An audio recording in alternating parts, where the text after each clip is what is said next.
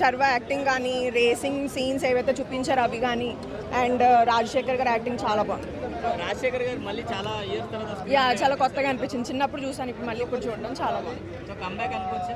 Yeah అంటే దేని మీద ఇష్టంతో వచ్చారు? రైసింగ్ మీదనా, శర్వానంద్ గారి మీదనా?